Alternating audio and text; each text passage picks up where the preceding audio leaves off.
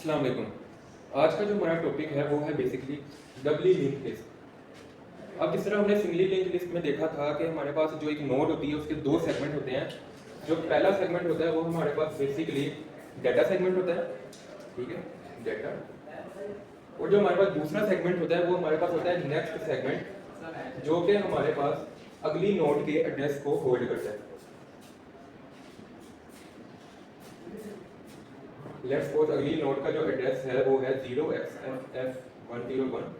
तो जो ये नोड होगी, जो पिछली नोड होगी, वो हमारे पास अगली नोड के एड्रेस को होल्ड करेगी। तो इसके अंदर आ जाएगा 0xff101। तो अब ये आपस में सिंगली लिंक हुई है, ठीक है, सिंगली लिंक हुई है। तो जो हमने ये चीज की थी सिंगली लिंक लिस्ट में, अब डबली लिंक लिस्ट में क्या होगा, हमारे पास बेसिकली जो नोड होगी उसके तीन सेगमेंट होंगे डबली लिंक लिस्ट के अंदर, ठीक है। हमारे पास लेट्स सपोज ये एक नोड है, इसके तीन सेगमेंट होंगे हमारे पास, ठीक है। जो पहला सेगमेंट होगा उसको हम कहेंगे प्रीवियस, जो कि हमारे पास पिछली नोड के एड्रेस को होल्ड करेगा। ये हमारे पास होगा डाटा। इधर आप जो सा मर्जी डाटा रखवा दो, बेशक वो प्रिमिटिव डाटा टाइप हो, प्रिमिटिव डाटा हो या नॉन प्रिमिटिव डाटा हो, क्योंकि हमारे पास बेशक आप इसमें इंट फ्लोट चार्ट जिसकी मर्जी किस्म का आप इसमें डाटा रखवा सकते हैं, आप यूजर डिफाइंड डाटा भी इसके अंदर रखवा सकते हो, आपकी मर्जी है।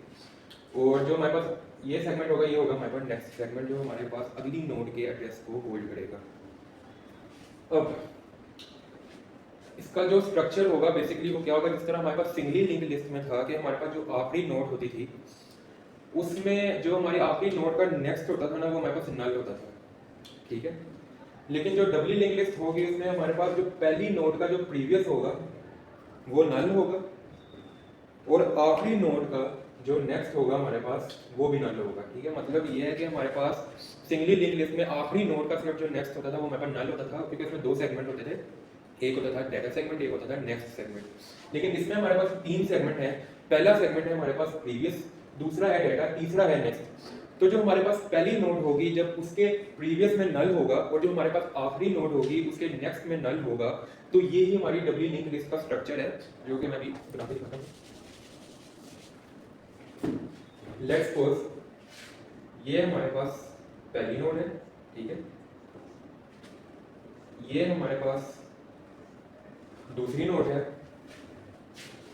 ये हमारे पास तीसरी नोड है, ठीक है। लेट्स सपोज इसका जो एड्रेस है वो है 1xf1, इसका है 1xf2, इसका है 1xf3। तो अब हमारे पास ये तीन नोड हैं हमारे पास जो पड़ी हुई हैं। अब स्ट्रक्चर क्या होगा डबली लिंक लिस्ट का, कि जो हमारे पास पहली नोड होगी उसका ये जो प्रीवियस सेगमेंट है इसमें हमारे पास नल होगा, ठीक है। जो हमारे पास ये नेक्स्ट सेक्शन होगा, नेक्स्ट सेक्शन बेसिकली क्या करता है कि हमारे पास जो अगली नोड का जो एड्रेस है वो होल्ड करता है। तो जब इसका एड्रेस, अगली नोड का एड्रेस इस नोड के अंदर आएगा 1xf2, तो जो ये नोड होगी ये इसके साथ लिंक हो जाएगी, ठीक है। और उसके बाद अब हमने क्या करना है, अब हम इधर मूव हो गए इस नोड के ऊपर। अब इस नोड में क्या है कि हमारे पास जो प्रीवियस सेगमेंट है, प्रीवियस सेगमेंट में मैंने क्या बताया था कि हमारे पास पिछली नोड का एड्रेस जो होगा वो होल्ड होगा इस प्रीवियस सेगमेंट के अंदर। तो पिछली नोड का एड्रेस हमारे पास क्या है, 1xf1। तो ये हमारे पास 1xf1 इधर आ गया। तो अब ये नोड भी इसके साथ लिंक हो गए, ये हमारे पास डबली कनेक्शन बन गया, ठीक है। अब उसके बाद हम इसके नेक्स्ट पे आ गए। अब इसके नेक्स्ट पे हमारे पास क्या होगा कि बेसिकली जो हमारे पास अगली नोड है ना उसका हमारे पास एड्रेस आएगा। तो अगली नोड का एड्रेस इसके अंदर आ गया 1xf3। तो अब क्या होगा कि ये नोड इस नोड के एड्रेस को होल्ड करी अपने अंदर, तो ये इसकी तरफ लिंक हो गया, ठीक है।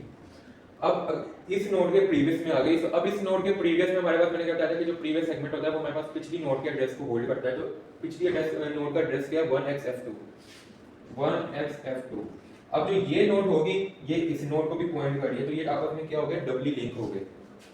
और जो ये हमारे पास आखिरी नोड थी, क्योंकि इसके बाद कोई नोड नहीं है तो इसलिए इसके नेक्स्ट में नल होगा, ठीक है। तो ये हमारे पास बेसिकली स्ट्रक्चर होगा डबली लिंक लिस्ट का, ठीक है। ये हमारे पास स्ट्रक्चर है डबली लिंक लिस्ट का।